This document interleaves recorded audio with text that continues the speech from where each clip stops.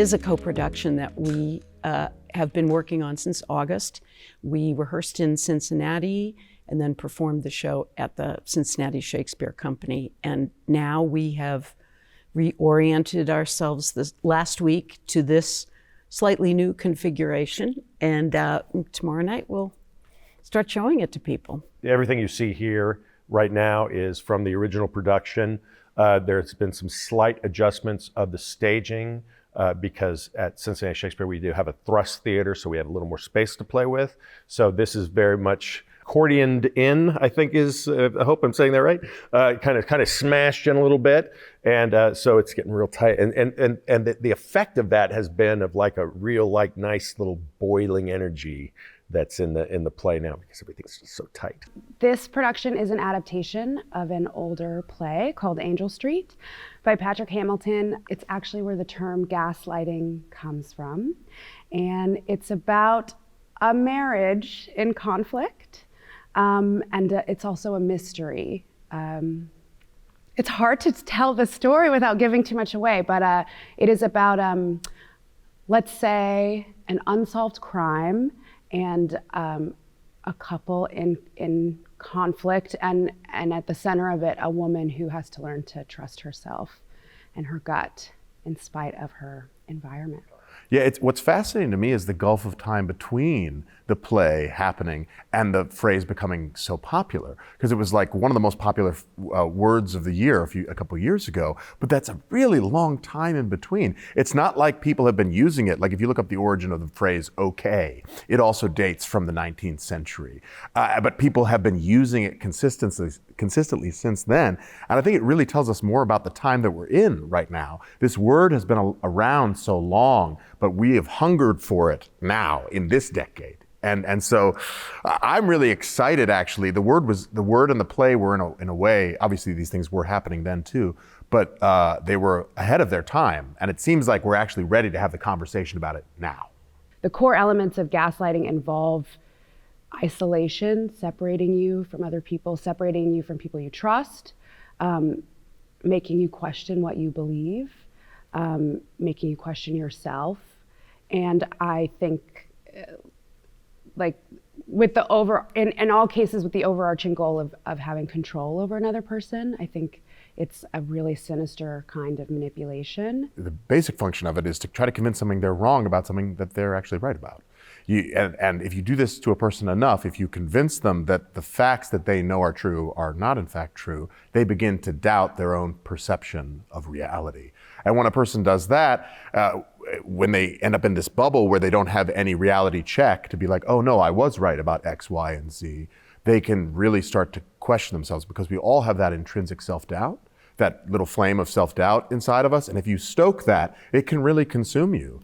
And in this environment that a character being gaslit or a person being gaslit ends up in, where they're not allowed to talk to a reliable friend or a confidant, they don't get that reality check, and then everything can start to feel upside down, topsy-turvy for them. You really root for the woman, Bella, and she's just in this world. She's just trapped in this house, in this room, in this world around her that she can't really control without the help of someone else. And we all need help. We all need people. With Bella, I've said this before, when I read the script, I really liked her immediately.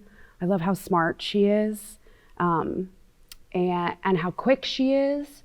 And it feels like, because this play is a little bit of a conflict of her sort of knowing herself and believing herself versus believing what's happening around her, what she's being told. I like how much of herself is still there in that battle. Sometimes it feels like she can't help but be herself in a situation, and that's what saves her. And I've said a lot that I think she's very brave, and I really enjoy getting to go through the experience of being that brave every night. Nancy is a really, really fun role. She has many different, the writing is great. She's very nuanced. She knows how to play any room that she's in appropriately. And I just enjoy taking the journey with her every night. you know. Sometimes she feels completely innocent and oblivious, and then other times she feels very smart and ahead of everyone else in the room. So it's fun to play a character like that. I play the senior maid. You can tell because my apron is a little bit more grand. And I have a service pin on it for who knows all of my life in service to the Manninghams. And the man who runs this house, who is our boss, is pretty moody, let me say it that way. Yeah, without spoiling anything for those who want to pick up a ticket, Jack Manningham is the husband of the couple at the center of the play, and he is the owner of this house, though he bought it with his wife's money. He does a lot of things with his wife's money, and their marriage is going through a period of crisis. And what I can say about Jack is that he's one of those people that when he knows what he wants, he'll do anything to get it. And that means really anything. And those people can be fearsome to deal with when they set their minds to something. Sergeant Ruff is an older man. He's just retired from Scotland Yard. He has spent some time in New York City as a police officer earlier in his life, and he has been obsessed with this case for 20 years, and he has come back to New York to try to find some resolution. I am a true crime fanatic, documentary fanatic. I love true stories, and I love suspenseful thrillers.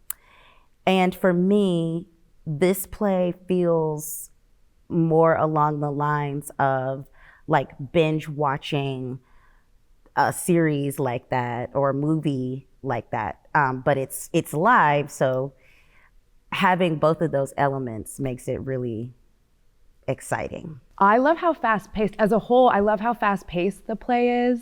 I really love a whodunit. I'm a big Sherlock Holmes fan.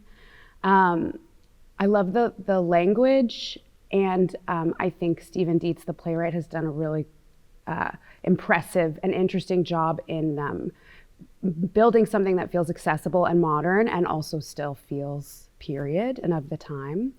And I really like the humor in the play, and I think it's really needed, and it's a nice surprise in such a serious plot.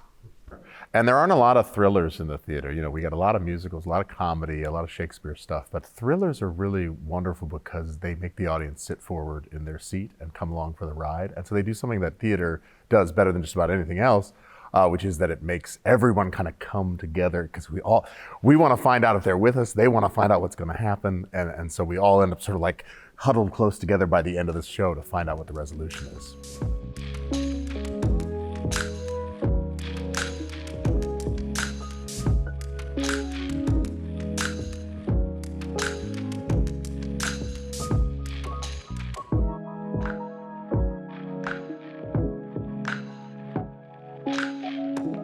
What draws me personally to the theater is the collaborative nature of it, the camaraderie that happens between a cast and crew and the director and everyone involved with the production. A lot of times I'll work on a show and those people that I've worked with become friends for life. So I really enjoy the social aspect of it.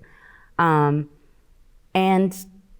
theater is different from, TV and movies because what you're getting is a live exchange of energy between the audience and the cast. There's no other experience like watching a live show with a group of people. Like you are literally experiencing events happening in front of you live with a group of strangers. There are lots of funny stories about props that were forgotten or pieces of costumes that fell off. And I think that when people go to see a show, if something like that happens, rather than go, oh, there's a mistake, they embrace the idea, oh, we were there the night that so-and-so lost their shoe and they had to, so it's a live thing that's happening in the moment between you and the folks in the audience. And that's unique.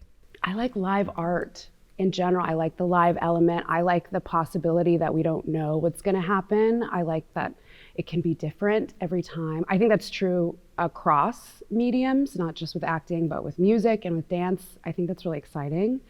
I think it's exciting to be an audience member and witness something that will literally never happen in the same way ever again. I think that's really special. And I love the ritual of theater too. I really enjoy on-camera work, but I find them to be different. I find them to be pretty different. The core is the same, but there are a lot of elements to being in a sort of three-dimensional space with three-dimensional people, and that exchange that changes a lot. And I enjoy that a lot.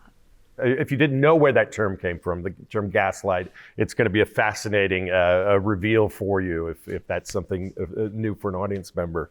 Yeah, it's just an exciting time, and I think at least the prior audiences, the audiences that we have had are very much engaged and really want to see, and they might know what's going to happen, but they're still waiting to see how it's going to unfold.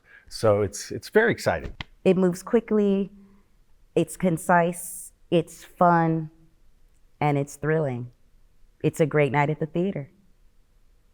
I would like for anyone who comes to see the play, afterwards, after they've sort of processed how they felt about it, I would like for everyone to come see the play. Please come see us. But once you come see the play, I'd like you to think about other classics. We were talking about Streetcar Named Desire yesterday, and how at the end of Streetcar Named Desire, no spoilers, Blanche is carted off to an insane asylum. And it's amazing that our play now, this new version of Gaslight, is really a strong response to that, because that is not what happens to our heroine. It feels like I think it's a great moment for people to come and be part of our mystery, let it be solved. Yes, the good guys win out, but through perseverance, takes time. And the show also gives the audience an opportunity to cheer for the good guys and boo for the bad guys.